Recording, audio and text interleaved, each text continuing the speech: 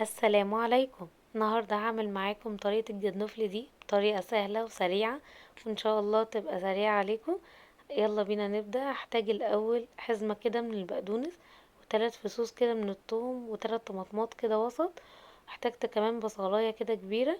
ممكن ان انتوا تقللوا الكمية دي على حسب الجندفل اللي عندكم. الكمية دي هتقضي معاكم ل3 كيلو من الجندفلي.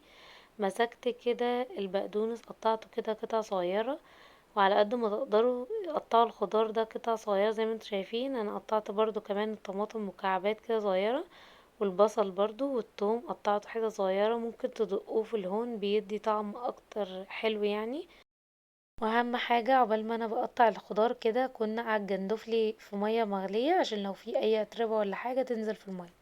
قطعت كده الخضار كله زي ما انتوا شايفين كده، وهبدأ بقى اللي انا اجيب الجندفلي. انا كنت هنا جبت الجندفلي وغليت مية وقلبته عليها لغاية ما المية بردت خالص، ومسكت الجندفلي واحدة واحدة كده تحت المية. فضلت اشطف فيه عشان خاطر لو في اي تراب ولا حاجة ينزل في المية يبقى نضيف معايا. بعد كده جبت حلة على النار، وحطيت كده فيها معلقتين من الزيت، ونزلت بقى بالثوم اللي انا فرمته وشوحته كده لغايه ما طلع ريحته. وبعد كده نزلت بالجندفلي وقلبته كده تقلبتين.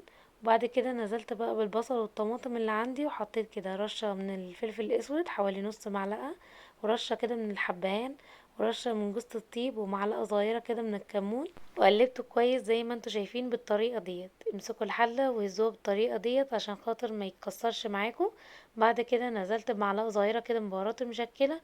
وبعد كده نزلت بكمية كمان البقدونس اللي انا قطعتها معاكم، وقلبته بالطريقة دي برضو. وبعدين اغطيه كده لغاية ما ينزل ميته.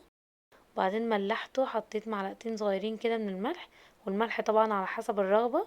وكده بعد ما استوى ما خدش معايا كده وقت على النار خالص، هو بينزل ميته واول ما بتتشرب بيستوي معايا خلاص.